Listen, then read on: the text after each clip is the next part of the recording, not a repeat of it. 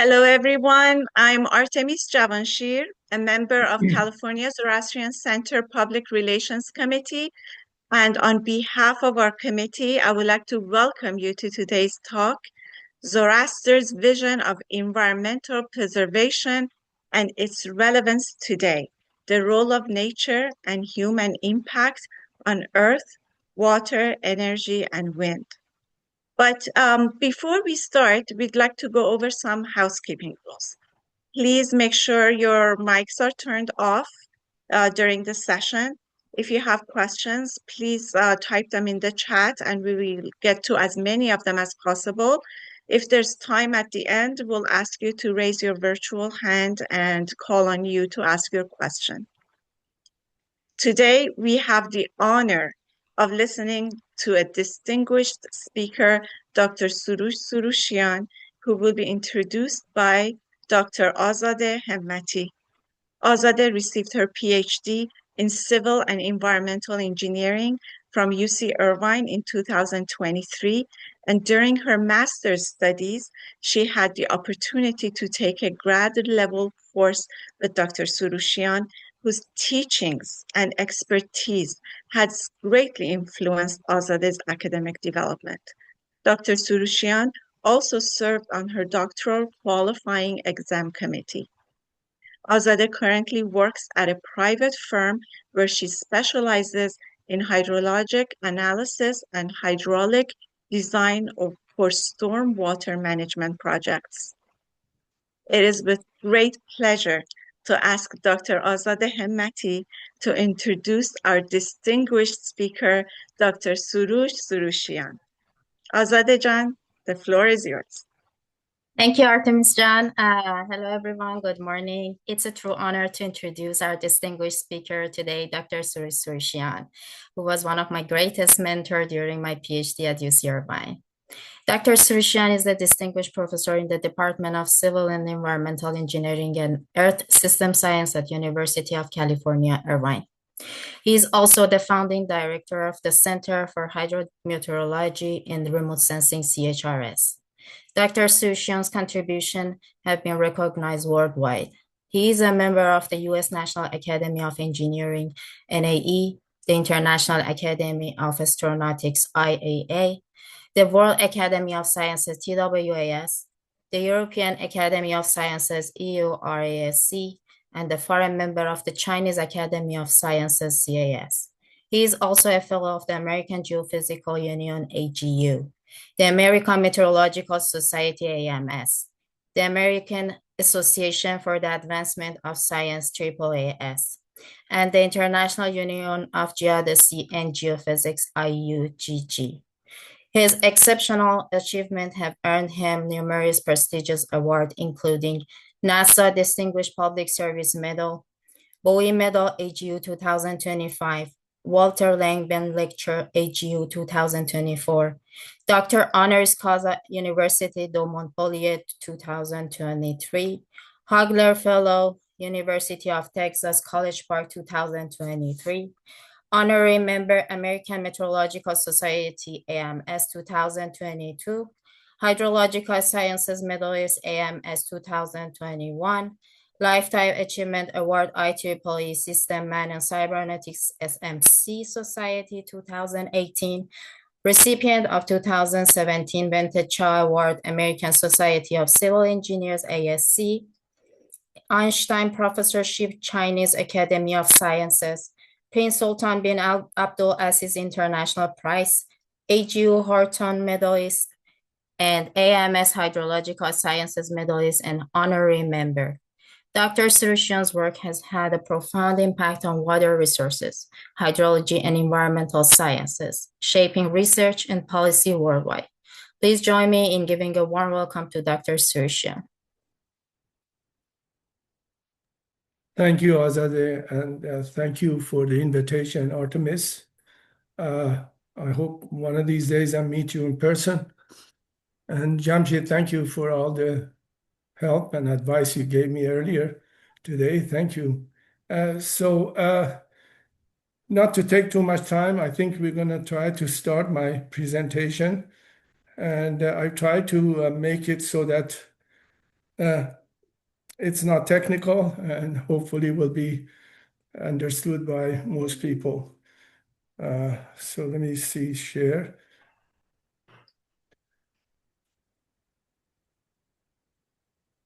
Is that okay there, Jamshid? Yes, we Yes, can we see can. that. Yes. Okay, thank you. So let me see if I can get my pointer options and get a laser pointer that I can move around. Anyhow, when when Artemis approached me and asked if I was going to give a talk, I said it's a true pleasure every time I get a chance. But obviously, giving a talk to mostly the public people that are not technical, it's a challenge by itself. So I've tried my best, and I hope this can be appreciated. Jamshid, am I sharing the screen or no? Because I only see Yes, you are, myself. Yes. doctor. We Yes, can sir. see it. You can see it? Yeah. Okay, well, I guess I can only see myself now. That's the part that is confusing. Let me see, let me go back. Change my screen, I have to do that. Let me,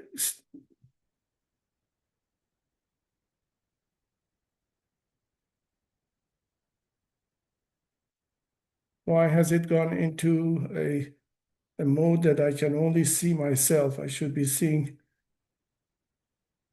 my presentation. Let me go back, share. Jamshid, I guess I have to start it again because this is really showing some problem for me.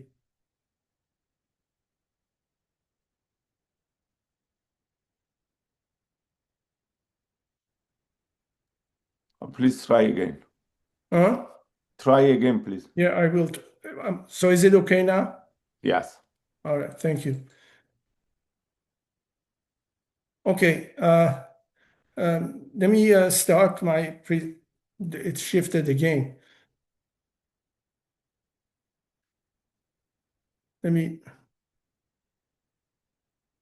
I'll stop the share and start it again, sorry.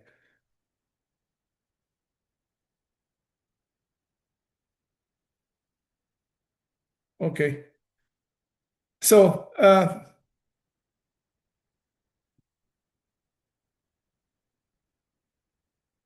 me see if I can. I am frozen here. I don't know why, but anyhow, let's see. All right. The first thing I want to do to express my sincere appreciation to everyone for their kindness.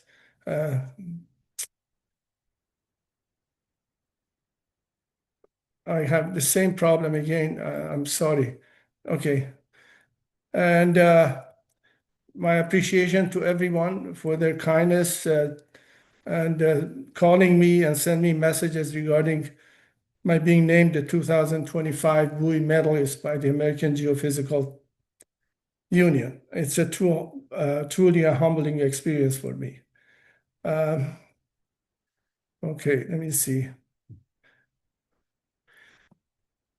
First, I start by giving a little bit of my background.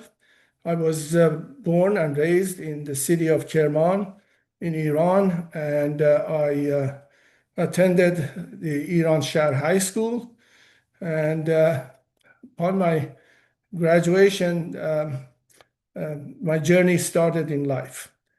I was born in a Zoroastrian family, of course. My father was Shah Jamshid Surushian, and my mother was Humayun. Actually, her last name was Kianian. So it was a merge of the Zoroastrians from both Kerman and Iran.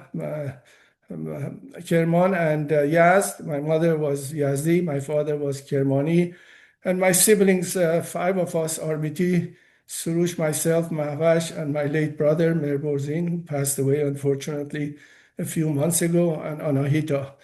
These are my siblings. My family, I have two sons, Jamshid and Armin.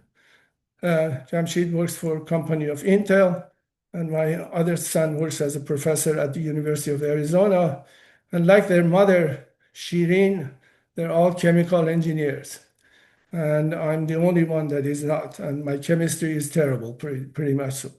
And this is the family picture together with my daughter-in-laws, Rachel and Atria Nambar, and our grandchildren, two boys and two girls, which really give us a lot of joy and happiness.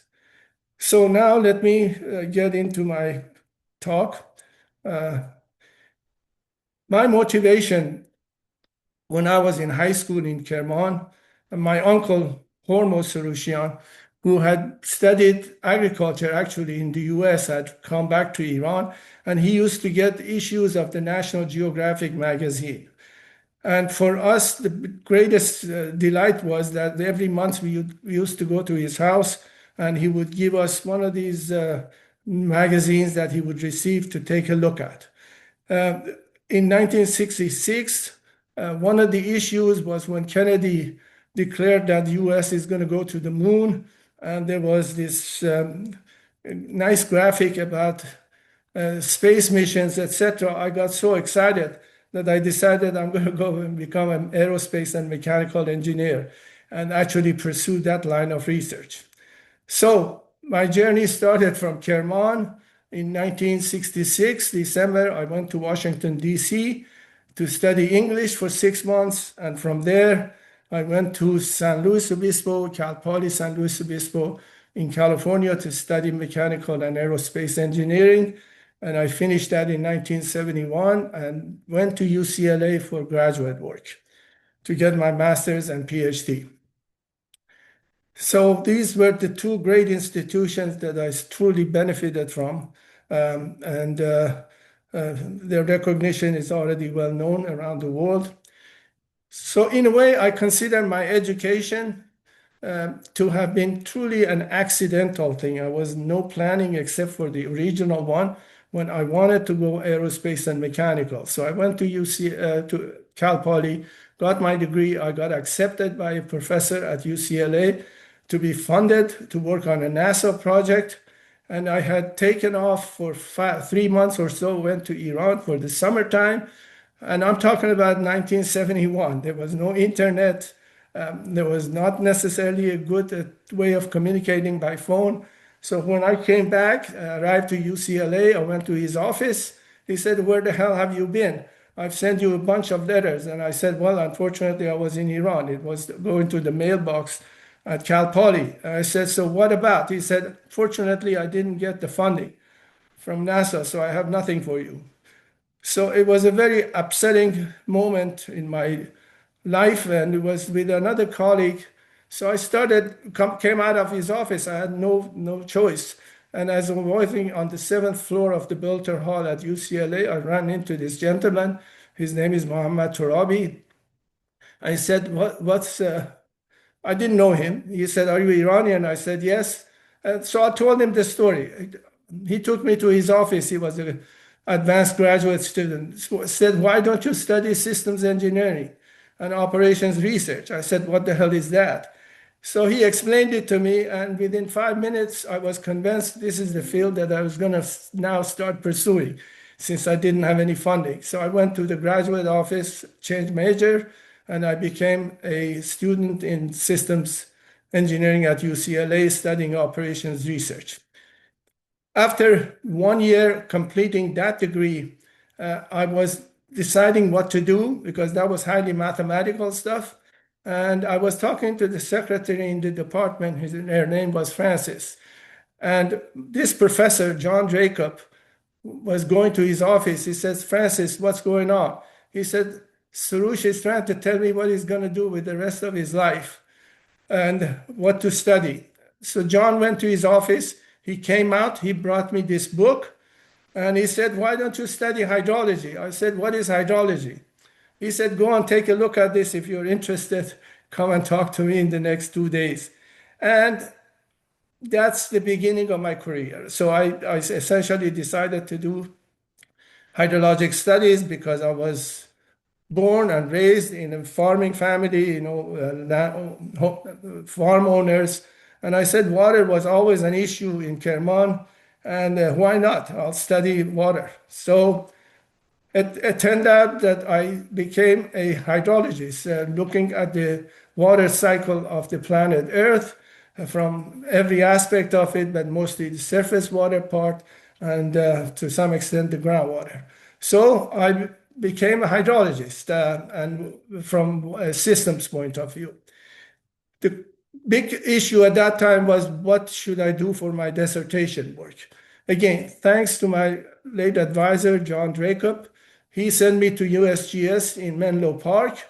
And so I think Jamshid, I see him on the thing, they live in that area.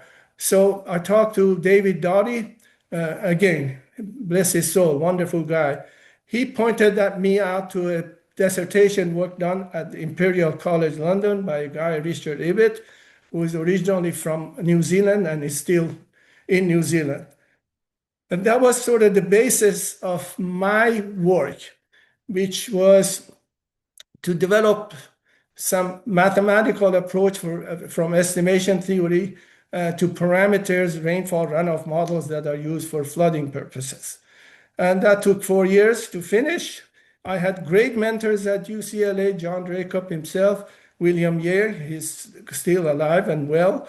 And Moshe Rubinstein was a professor there that really got me interested in teaching, as I was his TA for a couple of years, teaching a course, patterns of problem solving. So I credit my interest in going an academic route to him.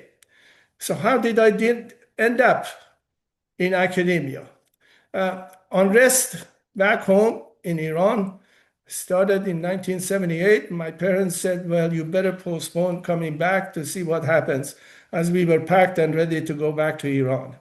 So again, John Dracup, one day I had told him about the issue, and he said, well, one day he called me, he said, come to the faculty club. I want to introduce you to this fellow, Yaakov Hames. Again, he passed away a few years ago. He was a professor at Case Western Reserve University. And he said, Soroush is looking for an opportunity. Within a week, I got an invitation to go for an interview to Case Western Reserve University in Cleveland, Ohio. So that's where my career-wise journey started. I graduated from UCLA, went to Case Western Reserve University, and after 5 years, I moved to University of Arizona in Tucson, and then eventually to UC Irvine, where I am now. So all these three institutions were fantastic.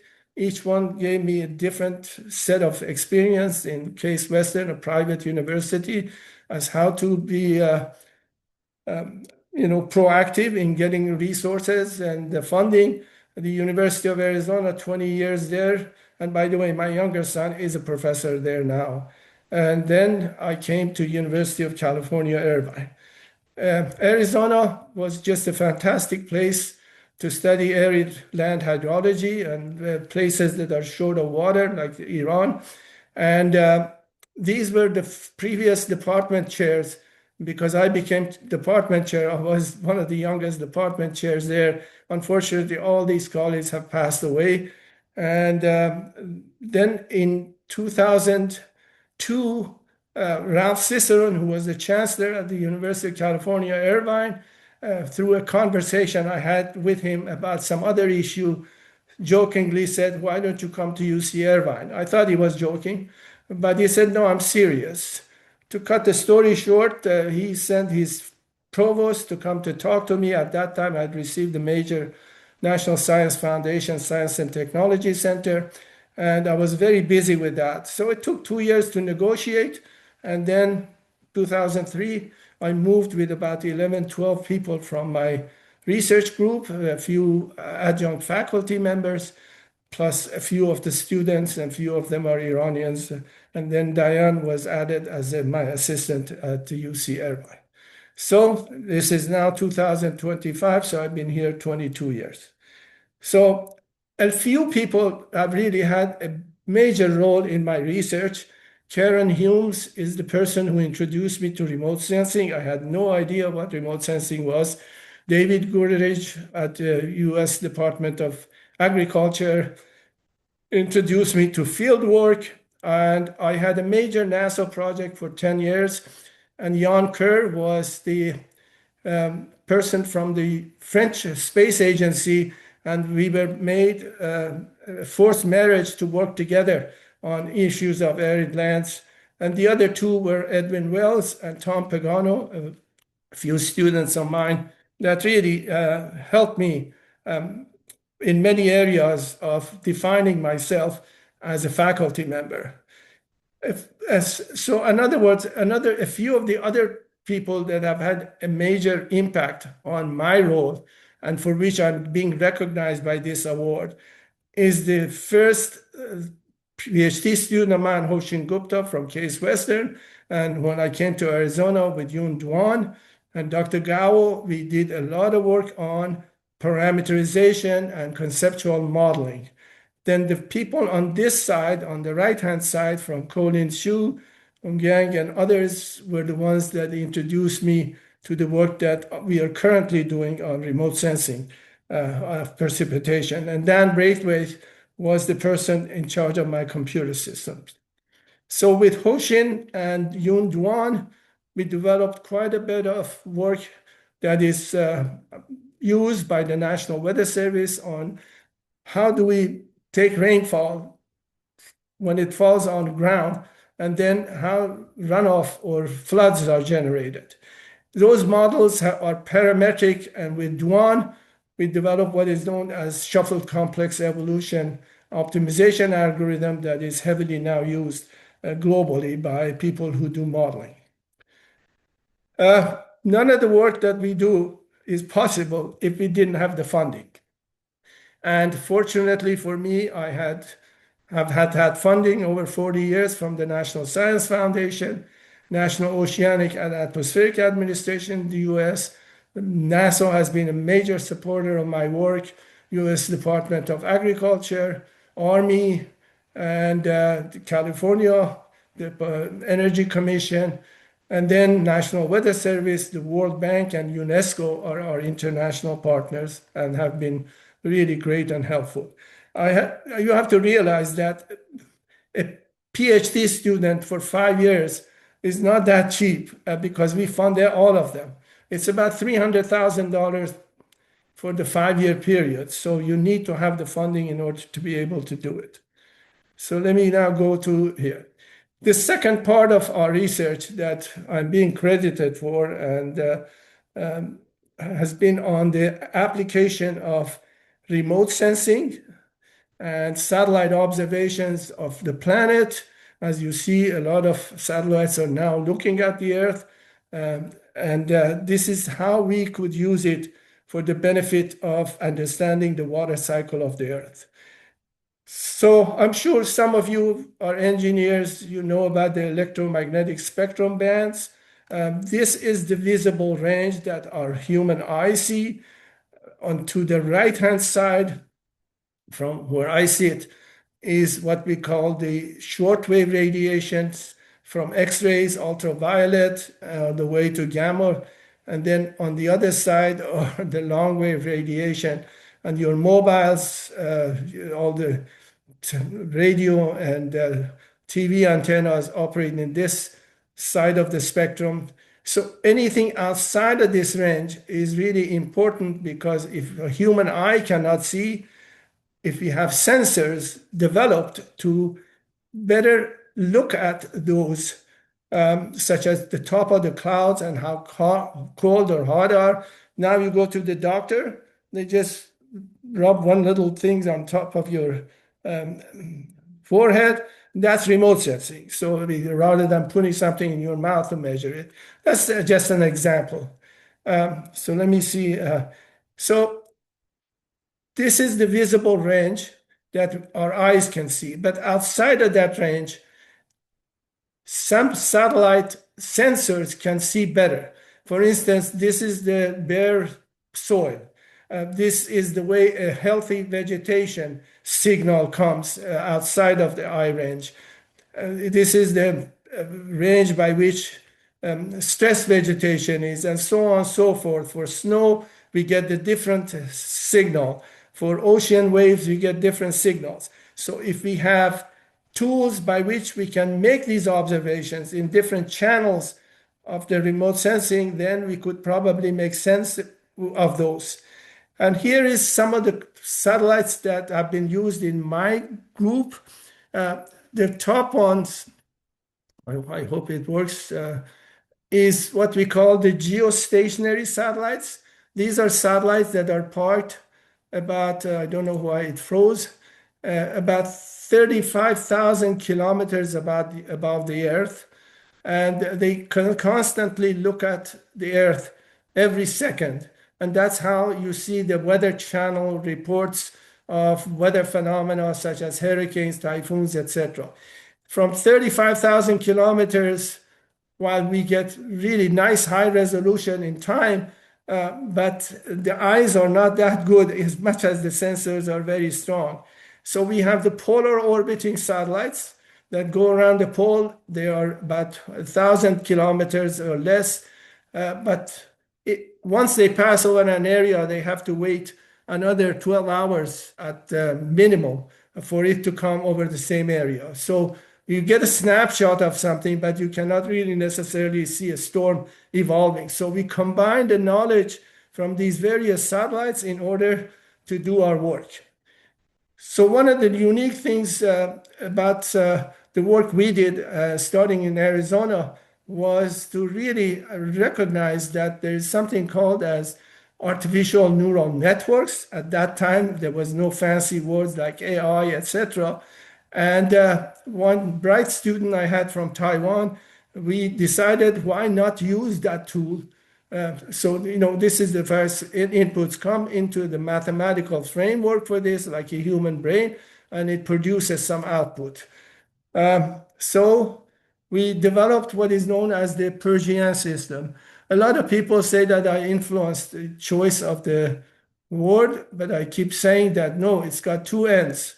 It's artificial neural network. It does not necessarily represent because I'm Iranian, so I influenced it. Well, that said, it's not necessarily too far from that, but that was a word, that token that was given by my Taiwanese student. He came up with that.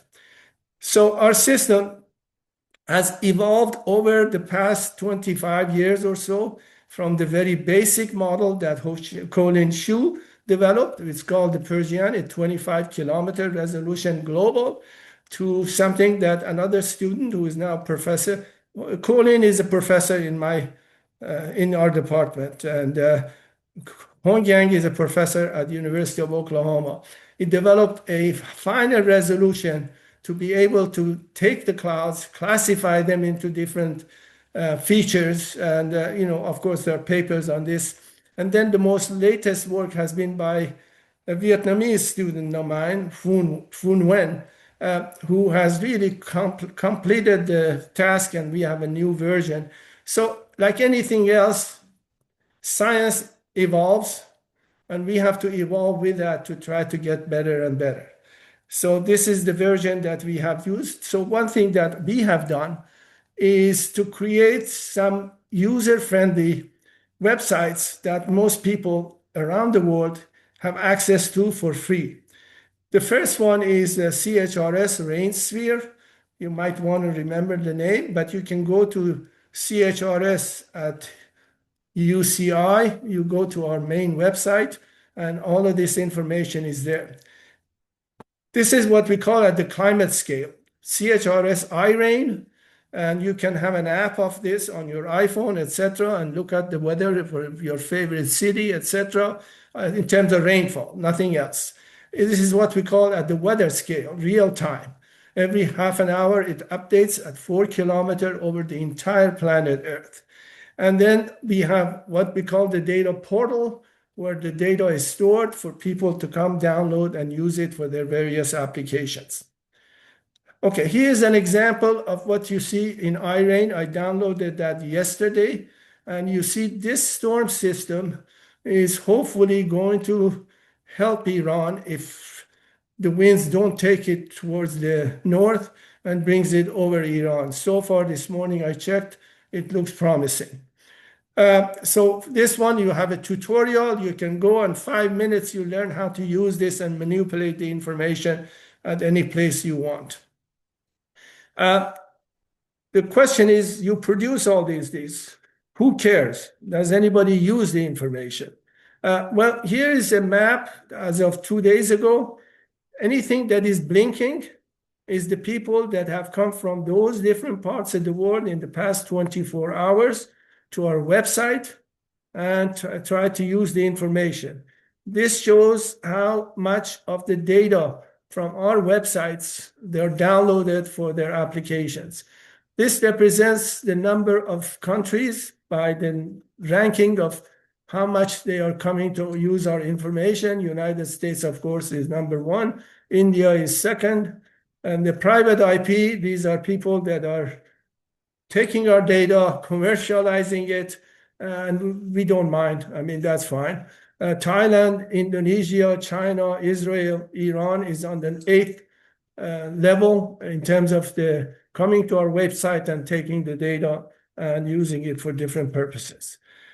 So with all that sort of introduction about my background and what really resulted in my getting this great honor in terms of the work on mathematical modeling of flood forecasting systems and the application of remote sensing, let me now move to my view of the Zoroaster's vision of Earth and its environment, the role of nature and humans, Earth, water, energy, and winds. That's something that we learned from early on as a Zoroastrian, Char Unsur. So, it resonated well with me. Here is something that a former student, Isaac Moradi from Sweden, sent me once. And I'm not so sure if it is correct. And this was the citation written by Zarathustra, but you can read it for yourself. Heated by the action, unfortunately, part of my screen is covered, so I can't read it. But anyhow, in a way, it defines the hydrologic cycle of the Earth. That rain has to fall in order to nourish the planet, raise crops, and provide food for the mankind and nourish the Earth. This is the cycle that is completed. I don't know if this is truly a quotation from Zoroaster, whether it was in Gatha or not. That I leave it up to you folks to probably check and tell me whether I'm wrong or not. Now, here's a quiz I have also for everyone. There are two different ways by which we look at life, Earth, and the planetary system. One is based on science. If you are thinking in terms of the science, there is the Big Bang and evolution theory of Darwin, and the other one is creationism, which is more to do with Christianity and others that believe in it. And it's a belief that the universe and life originated from specific acts of God and divine creation. So, in fact, some of that is now being taught in some of the states in the US. And unfortunately, the current government doesn't really believe much in science. But the realities are, I want to, after my talk is over, if you haven't really formed an opinion, to decide whether Zoroaster was really following a scientific route to humanity and or the creationism. So let me start with taking a cruise up to 35,000 kilometers above the Earth from the center of the Amazon forests. As you see, as you go up to 35,000 kilometers, you see much more features of our planet, clouds, vegetation, earth, oceans. And so it's so fascinating to get that perspective in a matter of 35 seconds. And this is what we are. That's what our planet is. And if I take a look at it, you have ecological side, geological side, oceanic side, and weather and rainfall, agriculture, forestry, etc. All of those are together what form what we call the nature at which planet Earth is benefiting from.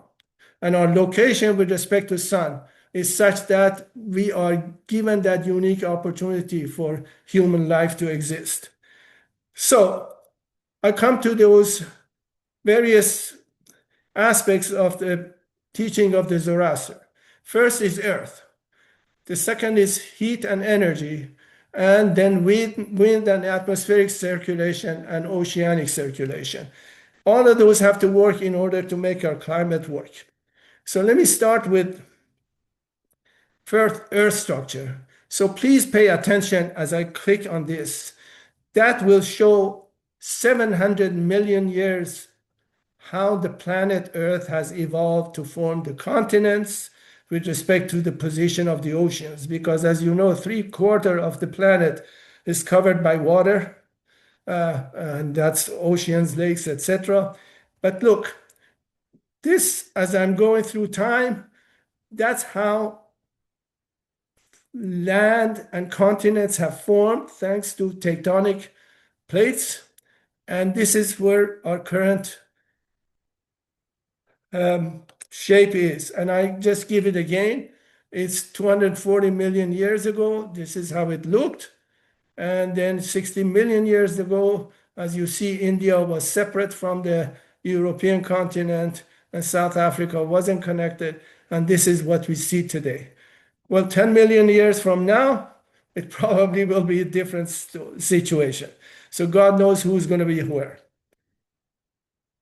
Now, we are also, all of these yellow lines are what we call the tectonic lines.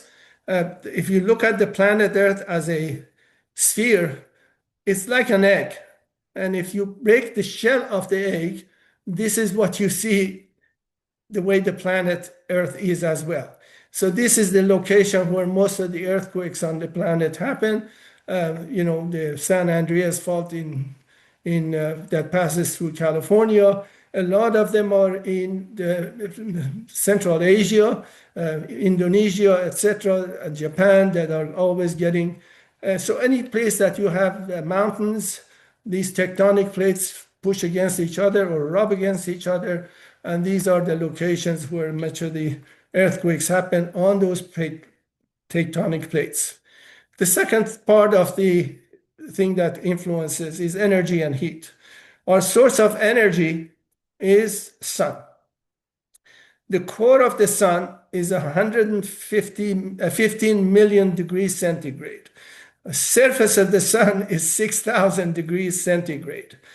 So you can imagine when you put your hand near a hot water, what kind of feeling you get. So this is the source of the energy. So we get the radiation from the sun thanks to the what we call the electromagnetic field of Earth that protects us.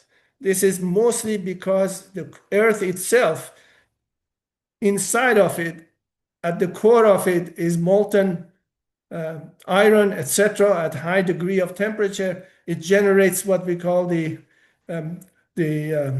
magnetic field of the Earth. So when you look at your compass, it will tell you that which side is north, which side is south. It's because of that level of energy in the magnetic field. So that protects us. The other part is, as I said, inside the core of the Earth, which we have 6,000 kilometers to the core of the Earth, we have all these tectonic areas and the location of what we call the volcanoes and volcanic eruptions. Sometimes it releases all the energy from inside, like Mount Pinatubo back in 1992 in Philippines, was one of the biggest and major consequential elements of the climate system, because the ash that it produced kept the earth cool for 4 years. So volcanoes have a role to play to fight the global warming in a way. The next one is atmospheric circulation and winds. In general, the winds in the northern hemisphere go from west to east. Okay, but they're not that simple. And in the southern hemisphere, they go in the opposite direction. So that's when you take off from Los Angeles to go to London, it takes you less time of flying as opposed coming back, because the winds are ahead of you. Okay, in the southern hemisphere, it's the opposite. So a lot of these things are shaped based on high pressure system, low pressure system. So the whole field of atmospheric science by itself is a fascinating field. I only have limited knowledge of it, but my son is more involved in that area. Next is the ocean circulation. Oceans, all 3/4 of the planet is water. So what is known, as you see in this, the warmer lines represent water on the surface of the ocean. The blue ones are the deeper side of the, it was supposed to work, yes. So deep ocean water could take maybe 30, 40,000 years to come to the surface and become part of the hydrologic cycle and evaporate. So the surface waters are the ones that move more often. And as you see in some regions, we go to Florida, the waters are warm and nice because most of the water is the one that is coming from the surface. So this is kind of what we call the climate component of the hydrologic cycle. So having covered those 4 elements, which I think are the tenets of what Zoroaster also talked about, we worry about nowadays what is the role of climate and its impact on hydrology and water resources. The big question that we often get are, how will climate affect water availability, as we are now suffering in Iran, unfortunately? Can we predict the future changes? So let me see if I can really cover this part rather quickly. I'm running out of time. So here is an animation. As the earth is warming up, which has already been proven despite of what Trump thinks, over the past 200 years with the industrial age, we've put more, we have the greenhouse effects. So the warming is taking place. So what does it take to evaporate water? You put your kettle on the top of the stove, turn it on, and you see steam coming. This is pretty much what happens in the ocean system. So if with the heat and energy, you evaporate more water into the atmosphere. The other thing that happens with the heating is that roughly for every 20 degrees Fahrenheit increase in atmospheric temperature, you double the capacity of that cube of atmosphere to hold moisture. So you can pack twice as much molecules of water into that space. So what goes up must come down. All right, so usually water in the atmosphere resides to about 11 or 12 days. So what you expect is that with all that extra water in the atmosphere and the evaporation that takes place, you should see that globally the amount of rainfall over the planet increases. The other thing is also water vapor itself is a greenhouse gas. It's a good greenhouse gas as opposed to CO2 and methane. So the manifestation of all this is that it starts increasing the rainfall intensity.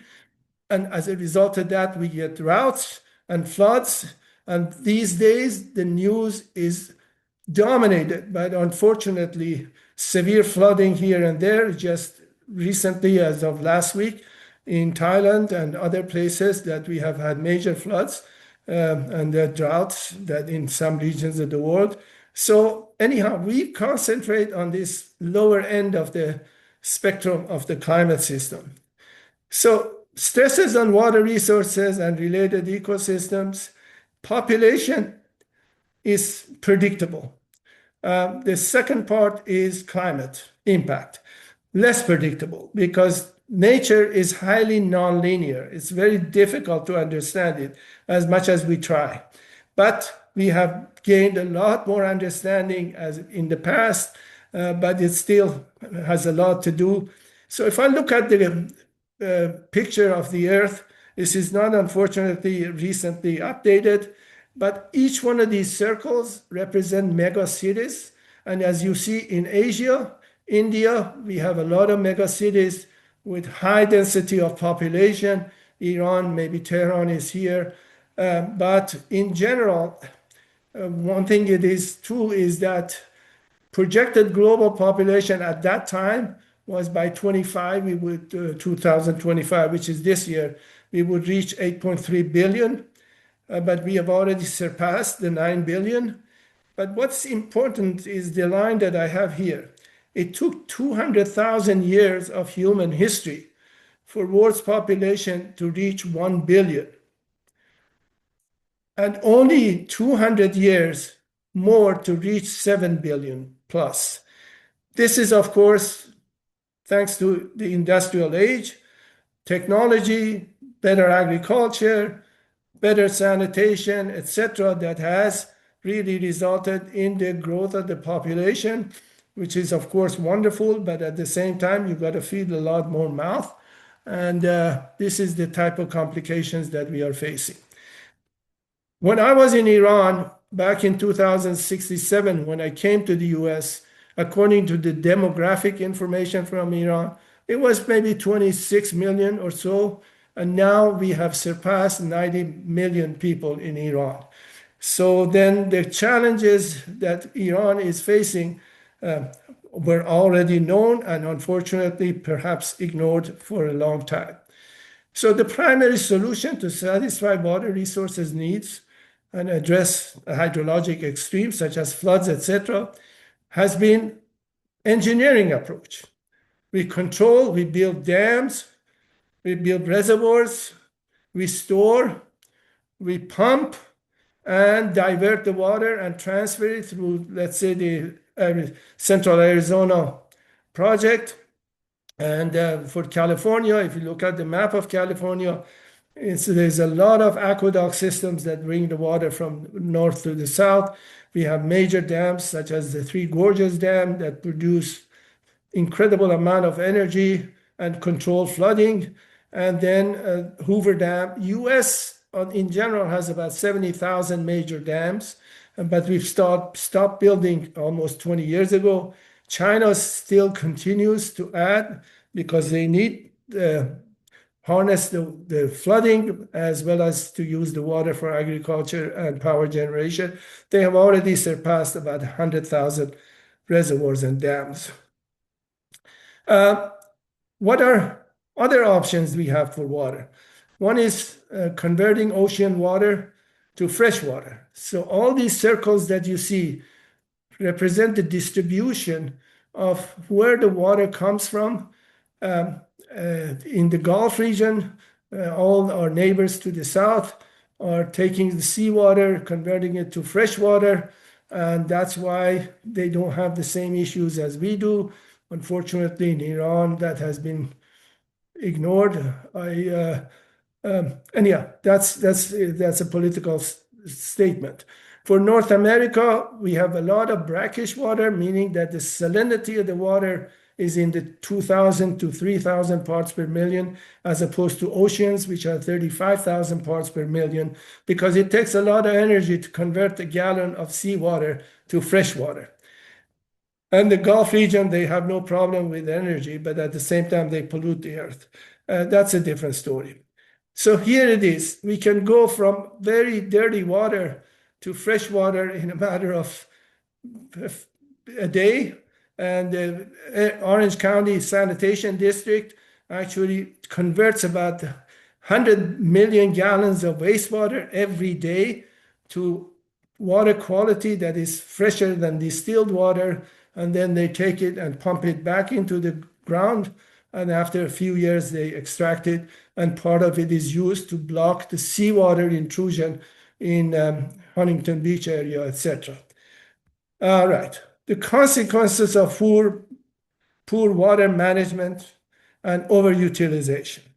This is something that we keep talking about. I've been to Iran, given many lectures, not only me, tens of other colleagues, and unfortunately, they listen, they appreciate, but nothing has really been done, unfortunately, to help. So groundwater overdraft. This is example from California, San Joaquin Valley. In 1975, 1925, the land used to be up there. This is a telephone pole. Because of extreme extraction of groundwater, it resulted in ground subsiding because this is the sedimentary basin. Your house was up here 10 meters higher in 1925. By 1975, you were about 25 meters lower. Okay, but no damage to your house. Unfortunately, this is not the case in Isfahan and other parts of the Iran that we see that historical places are now getting cracks because these are not sedimentary basins. So what happened in 1975? The government realized this was an issue. They stopped and didn't allow any pumping for agricultural purposes and bought water from other places to try to pump it back into the ground and try to sustain the lands. Okay, sorry. So here is a situation in Kerman, Iran. That's what my hometown. I was there maybe 15, 20 years ago, and there was a big, essentially collapse of the land. This is a sinkhole, and because the formation is not sedimentary, so you suddenly have these collapses, you have sinkholes, etc., that are because of the extraction of too much groundwater. So let me just now reflect about our homeland, at least for the Iranians' homeland and its water crisis. Iran geographically is an arid region, but we are fortunate to have these mountains, and mountains are the main source of snow, keeping the snow and melting it as we do in the Sierras here. And this part of the Iran, essentially northwest and western part of Iran, is where we get more rainfall and snowfall. And then, unfortunately, Kerman, Yazd, and others, we are truly in an arid, semi-arid area, which without groundwater, we could not have survived, and some dams have been built to help. So people keep claiming that Iran's problems are due to climate. This is something from our RainSphere database. If you look at this, you will see that this is a histogram of the rainfall information from 1983, where the first generation of satellites allowed us to produce the data. You will see we have a lot of variability. Some years are very dry, some years are wet. If you see 2019 was one of the wettest years for Iran. And so we have variability, we have a lot of extremes, but in general, in terms of the averages, there hasn't really been that much change, except with a slight decrease in the amount of rainfall on the annual basis. Our database allows you, by the way, to look at for each of the Ostanha or the city, etc., to see what the situation has been with respect to each of the areas. So if you like to get a global picture of the 40 years of rainfall climatology of our planet, this is what it is. We have our data that allows us to look at it. Anything that is the warmer colors, reddish and orangish, etc., those are areas that are showing a declining trend in the amount of water, precipitation. Areas that are bluish color represent areas that have seen an increase in the amount of precipitation. So the ones that is shaded color here kind of indicates the severity of the problem. So you see, it's really interesting that in sub-Saharan Africa, in the past 40 years, they've seen an increase in the amount of precipitation, while North America, Central America, and South America, we are seeing a decrease in the amount of precipitation. So for those who live in Australia, you are on the edge, but anyhow, China and Kazakhstan, etc., have seen also an increase in the amount of precipitation. But in general, on the average, in 40 years, we haven't seen any detectable change in terms of increase in the amount of rain or decrease in the amount of rain. So here is the situation in Iran as of the current time. A few examples of drying lakes and wetlands. Oromia Lake, here is the 1995, here is 2025. You look at some of the other ones, Gavkushi, Gavkhuni, Mordab, ya Bakhtagan, they all have really depleted pretty much. These are some of the reservoirs that we have, like the Karaj Dam. This is the current situation. This is what it used to be in 2019 when we had a lot, and that's why it's a dire condition and a terrible situation. Surface waters you can see by eye. You go next to a lake, you see how much it's gone down. You can go to Lake Mead, observe the same thing in Southern California, I mean, in Colorado River Basin. But at least it gives us an awareness that we need to have really better management of our water resources systems. The sad part is that the groundwater. For Iran, there are 1.6 million illegal wells that are not regulated. I was talking to the president of the University of Tehran a few days ago that they have been called to help. I said, well, good luck. I mean, this is not a trivial task. City of Tucson, Arizona, the only source of water when we went to Tucson back in 1983 was from groundwater. They depleted the aquifers so much, then finally they brought water from the Colorado River at great expense, purifying it and getting the salt out and injecting it into the groundwater in order to not allow the groundwater to completely deplete. This has been unfortunately the case for Iran in most regions, such as Kerman, Yazd, any place you go, we are depleting the groundwater beyond and above the limits. So my colleague Kaveh Madani,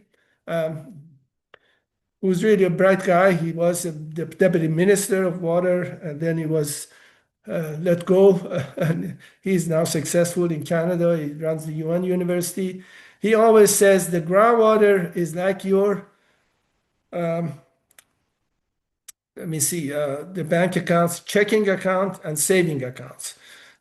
Groundwater is the saving for us, and checking is the surface waters. If you start taking too much out of your saving account, you suddenly find that everything you've saved for the future is pretty much gone. And trying to go and find the money to put back into the saving, in this case, water into the groundwater, is not a simple matter. And unfortunately, the damage that has been done in the case of Iran has been substantial, and now that's why they're stuck.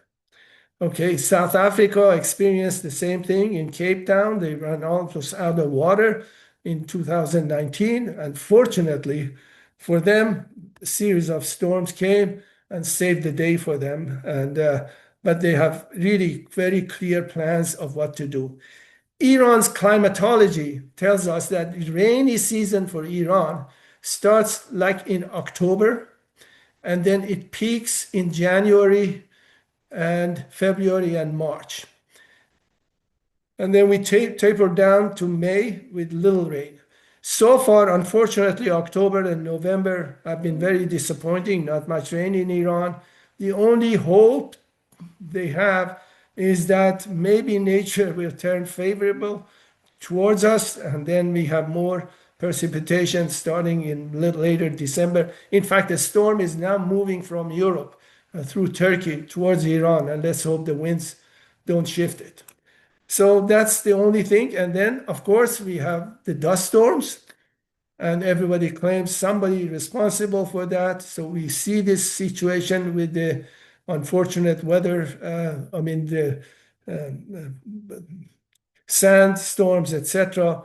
And this is in Karun River, and this is, of course, in the city of, I think, Tehran. The issue is that, again, this region of the planet, which is North Africa, Middle East, etc., the reddish color represents dust. So we are dominated by dust storms, and as I said, winds are blowing from west to east, and this is why we see a lot of these things happening in Iran, aside from the fact that Iran itself, for drying of the land, has exacerbated the problem for us regionally. The blue lines represent, by the way, salt over the oceans. Believe it or not, there are salt particles in the atmosphere that float around. And then the green areas are what we call the carbon and sulfate, which are the sources of pollution, and they start from bigger regions like the US and others. But atmosphere has no borders. Okay, Trump cannot put a wall that high to stop things from entering or leaving. And unfortunately, this is where the problem created by one area is problem for everybody else. All right, I'm coming close to the end, so please don't get too bored. My take-home message is that 40 years of rainfall climatology of Iran, based on our high-resolution data, shows annual variability. We see a lot of annual variability, some years low, some years high. But and the extremes have been also increasing. We now have a 92 million population, but feeding them, it relies on the water that comes from the atmosphere, from rain. So we see no significant long-term trends, as much as they want to blame climate for it. But the bottom line is you have to be prepared for it. It is hard to argue that the water problem, water resources issues of Iran are entirely climate related. I used this to give a talk to Sharif University people a year or two ago, to the Khuzestan Water Ministry and a few other places. And this is sort of the diplomatic way of saying that, hey, don't blame the climate, it's mostly the management problems. And this is all the story these days everywhere that you see. So social media, videos, rumors about Iran and current water crisis. You open the YouTube, TikTok, any of your favorite things, there's always something about it. The biggest rumors recently, that I've got a lot of cars since I was honored by this. They think I know everything about everything, such as water, etc., is to ask me, are they stealing our clouds? The Russians and the neighboring countries, are they stealing the clouds? Why did the rains come to Turkey but didn't come to Iran? Or does cloud seeding help to address Iran's water problems? Because in a desperation mode, even recently with a few pieces of cloud they tried a very aggressive cloud seeding phenomena. But as my son would say, the most you can get, you first have to have the clouds. If you don't have the clouds, you can't create clouds. You have to have certain physical, chemical aspect of the clouds in order to be able to do cloud seeding. And the best you can do is maybe get 5 to 10% increase in precipitation. That doesn't solve. And there are many other suggestions with no scientific basis. So don't believe any of these things, because these are all rumors. They are fake news, as some people say. And unfortunately, they do have an impact on the global, mostly population. So after 40 years of my academic career, what gives me satisfaction? Well, I've contributed to the training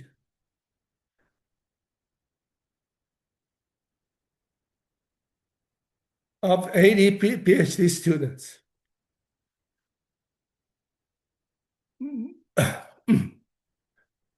This is my academic tree, and these are the dissertations. The other thing is having the resources for you and the work of your group to be appreciated by others, which I've had the fortune of having that. And these are the people that are members of my center, and now is run by my colleague Amir Agha Kuchak, as I'm getting closer to retirement. All right. So, emotions aside, I come to the word of the great famous Persian poet, teacher, and philosopher, Rumi. Says, yesterday I was clever, so I wanted to change the world. Today I am wise, so I am changing myself. So I don't think I'm that wise, so I changed it to more realistic. And so I'm trying to change myself. And thank you very much for listening.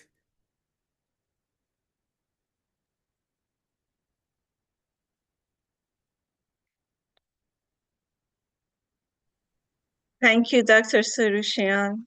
You can see the signs Thank of love you. that is coming your way. We truly, truly appreciate all your accomplishments and everything that you have done.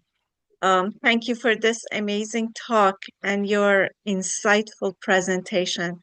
Thank you for so clearly illustrating the connection between environmental preservation and Zarathustra's timeless vision for our world. We truly, truly appreciate you.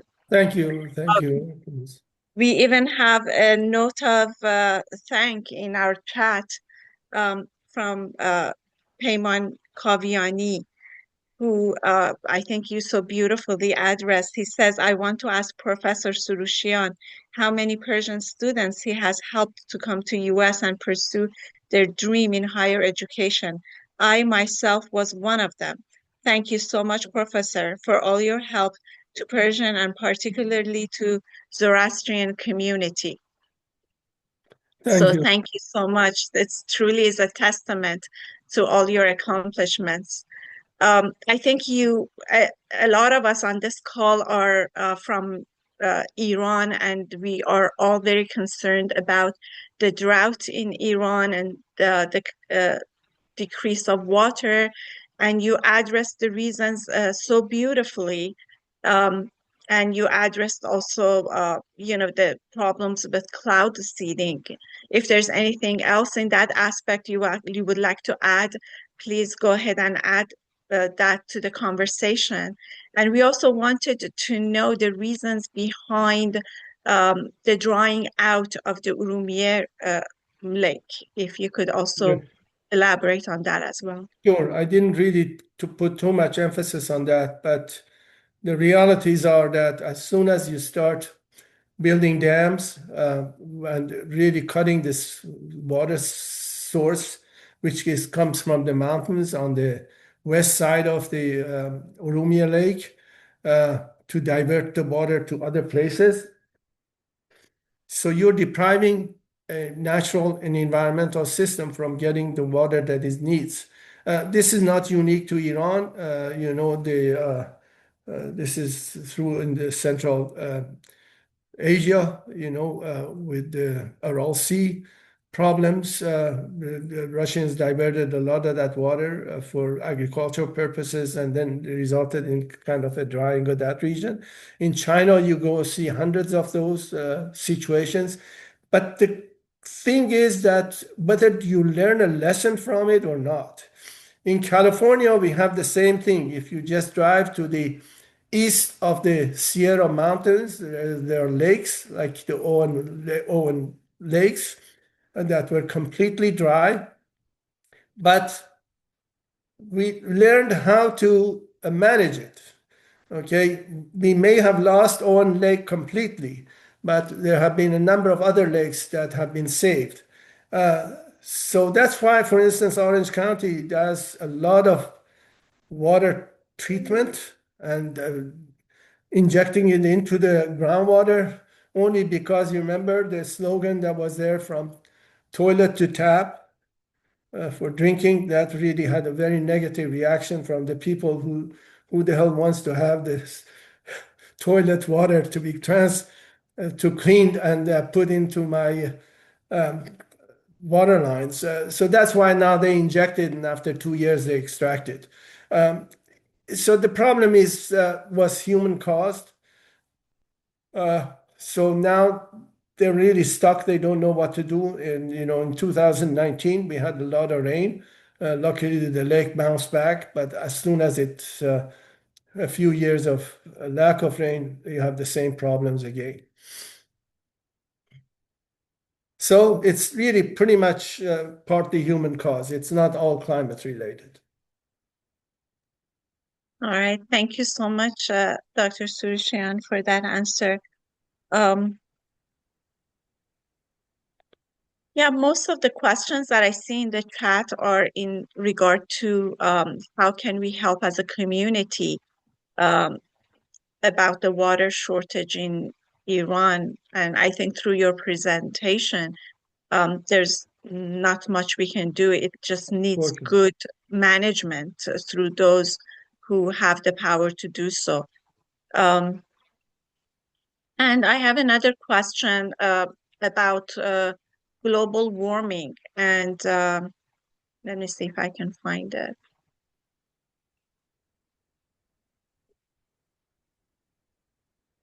So how can we, Dr. Surushian, as individuals, help preserve water and help with global warming? Can you elaborate a little bit on that? Well, dealing with global warming is every individual can help, obviously, by preserving resources. But in general, it's a much bigger challenge because of the amount of emission that we produce, methane and CO2 levels. And of course, the governmental policies have to help.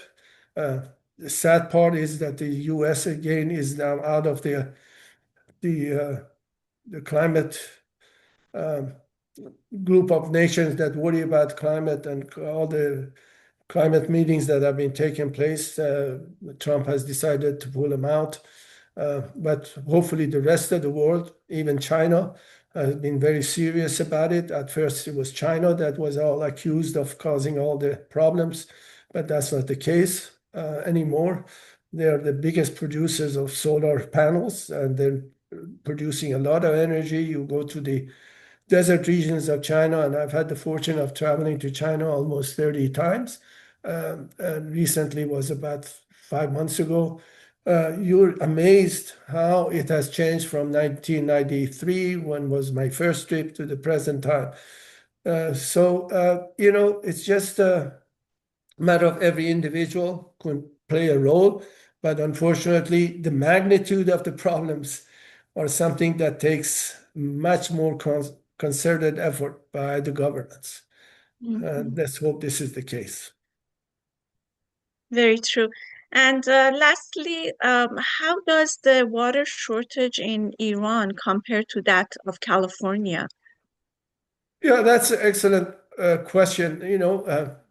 California or Western United States, the Colorado River Basin, is no different than Iran. We have a number of reservoirs on the Colorado River, and if you just Google and look at the level of water in Lake Mead or the Lake Powell, you'll see how much they've declined over the past years. But we face the same things. We, of course, are better equipped and the resources are used. We pay taxes. You pay property tax. Some of that goes towards water quality treatment, and they are one big source of replenished water that is being used again. Orange County no longer worries about sustained droughts because we have all these backup systems in place. Unfortunately for Iran, I had a delegation from Iran back in 2014, and I think Omid Mazdiasni was one of the students at that time who was great. He helped with some of the tours we had for 14, 15 people coming from Iran to show them what happened in the US if you're not careful. We had a tour from Salton Sea in the southern part of the state of California through the Owens Lake and all the way to the Salt Lake City to see how things have evolved and how you have to make sure you manage the system. And they went back and they invited a few people to come from the US. And I had the resources to send a few, but then unfortunately at that time the agreement about the nuclear thing took place. And I think the leadership of Iran said we have to now be careful about these people coming with especially dual citizens. There could be potentially spies. And the US State Department did not allow anybody from the US to go. And then obviously for myself, I haven't traveled to Iran since that time because of concerns. So yes, its similarities are there, but one place you learn something from the history and sometimes you don't. The sad part is in Iran, they really are not looking at these things. And let's hope the rains come and solve the problem. The question is, what do they do after the rains? Are they going to do like what South Africa did to try to plan and have a sustainable system in place? You can't really produce all the food if you cannot, like Saudi Arabia doesn't anymore. They buy it from South America, Argentina, in Uruguay, Paraguay. They bought tons of land and they're cultivating a lot of their food to be shipped back to Saudi Arabia. Thank you, Dr. Surushian. I have a question from Dina McIntyre, and she asks if is desalinization of ocean waters a possible or partial solution to this problem? Well, obviously, I mean, as I showed the big circle for the Persian Gulf states, that's how they survive. They are really desalinating and getting fresh water out of the sea, although the environmental consequences to the Persian Gulf is substantial because you go from the average salinity of the ocean is about 35,000 parts per million.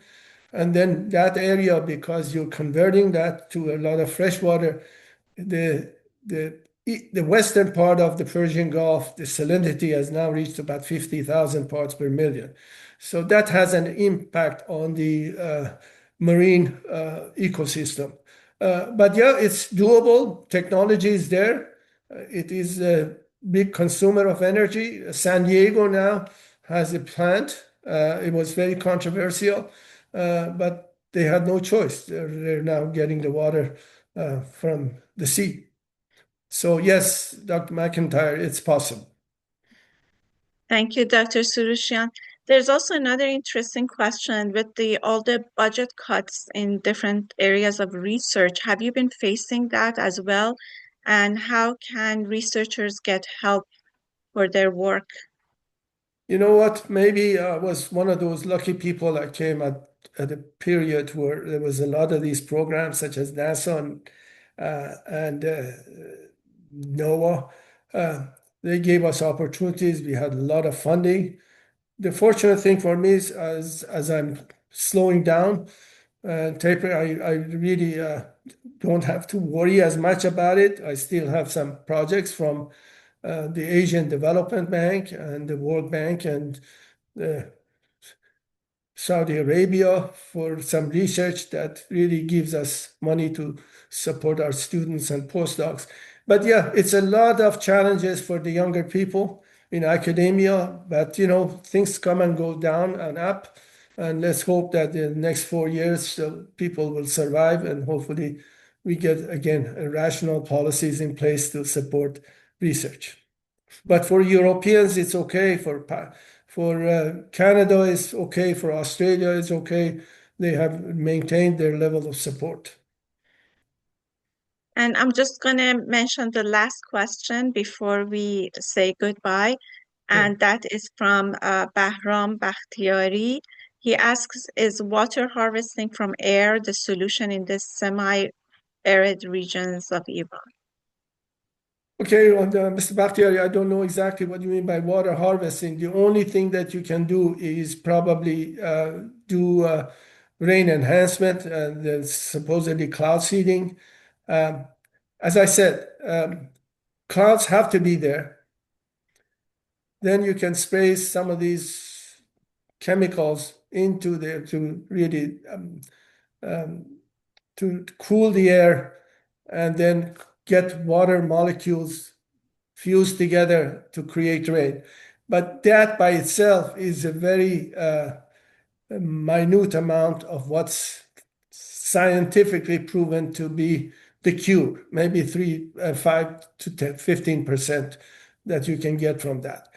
Other things that have been suggested is by, I don't know, some tools that they can capture the moisture from the air, etc. Unfortunately, they're not practical, especially at a country with 92 million population and being in an arid region, which we've never been any different. We've been like this for, my God, millions of years. Wonderful. Dr. Surushian, thank you for accepting our invitation. Oh, And thank you so much. I Thank appreciate you, that. Dr. Surushian, for such an inspiring talk. Your work exemplifies Zoroastrian values and is a Thank you so source much. of pride for the community. Thank you. Our Thank thanks you. to Dr. Azadeh Himmati Thank and you, all of Azadeh. you Thank and you. all of you for joining us today. Have a good rest of the day, everyone. Thank you. Bye-bye. Thank you, everyone. Bye.